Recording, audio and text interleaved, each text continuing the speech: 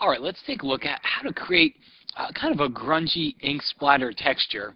And what we're going to do is use some brushes from inside of Illustrator, but pull them into Photoshop. So it's one of those things. It'd be cool. Illustrator's got some really cool brush sets in it.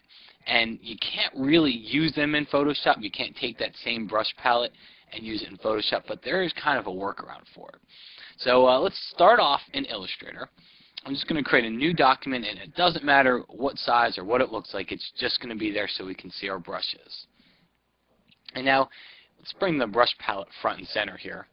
And if you click on that little flyout menu, you'll see as you go to the bottom it says Open Brush Library. Well, inside there's one called Artistic Ink. So I'm going to click on that. And let's bring that one out into the center here and take a look at some of the brushes inside here. There's some really cool things that Photoshop doesn't have as far as brushes go. So what I wanted to do is use these brushes that I'm using in Illustrator in Photoshop.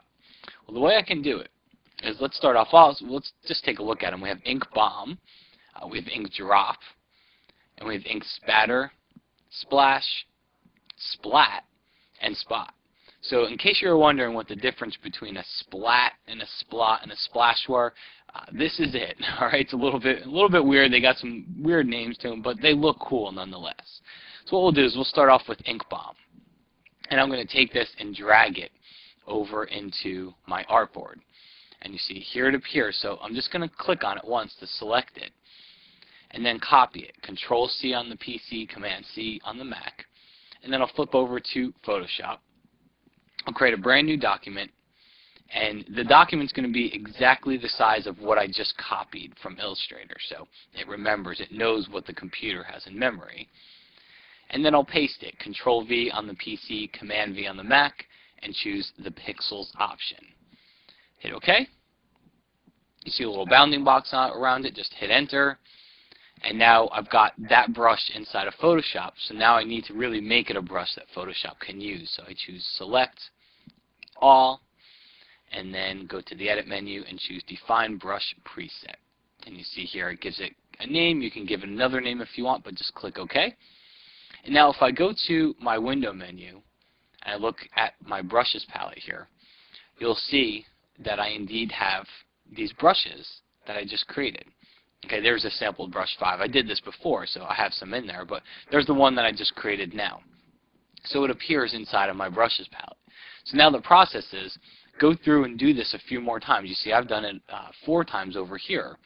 So you go in Illustrator, take another brush, and just click and drag on it, and select it. And here's another thing to keep in mind is inside of Photoshop, if you try to make this brush bigger, it's going to get pixelated because it's not vector artwork anymore. However, inside of Illustrator, I can make it as big as I want, and it's still going to keep those same crisp edges. So if you think you want it larger, make it bigger here, copy it, okay, and then go over into Photoshop, paste it, and do that whole brush creation process, because that way you'll be able to have a larger brush, where if you don't, if you start off small, when you try to make it larger in Photoshop, it's just going to start to look bad.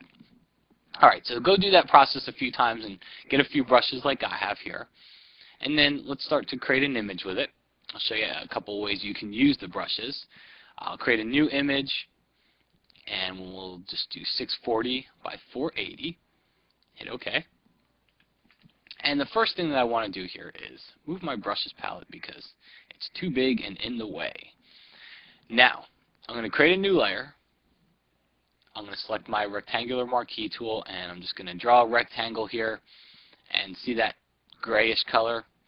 Let's go ahead and set that to my foreground, and I'm going to hit Alt Backspace on the PC, Option Delete on the Mac, and that fills with the foreground color.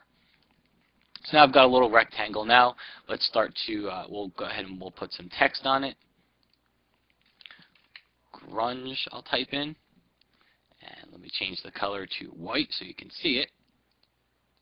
There we go. And I'll also go into Free Transform. That's Control T, Command T on the Mac, and make it larger. So now I've got some text, and now let's start to add some of those ink splatters and splats and spots and drops to it. I'm going to create a layer below my rectangle. Select the brush tool, and now we will bring in our brushes palette, wherever it may be. There it is. So let's bring in our brushes palette and just click on the brush inside the brush picker here to select it. And the very first thing you need to do is increase the spacing, because by default it's going to get spaced very close together. So you need to make them further apart. Then I click on Shape Dynamics. And then here you can control the size, so I can get some larger ones and some smaller ones. And then I can also control the angle. See how it kind of makes them spin around a little bit more of a random effect here. And then I will just start to paint on my image. So now I got some little splatters and spots. So we'll do the same thing. Let's pick on a different brush, increase that spacing, add my shape dynamics to it. You can even add scattering, and scattering just starts to do just that. It scatters. It kind of makes them off the center line a little bit. And we'll come inside here and we'll do the same thing. We'll do a little scattering. I'll even switch my foreground color to this tan background. I'll even show you the RGB values here. And then we can get some different colors brought into the image as well. And then we'll do it a couple more times here. Go under brush tip shape, select one of the other brushes. See, this one's got a lot more to it, a lot more kind of splats and splatters and drops to it. And again, we've got our shape dynamics and our scattering on. We'll make this one a little bit darker. There we go.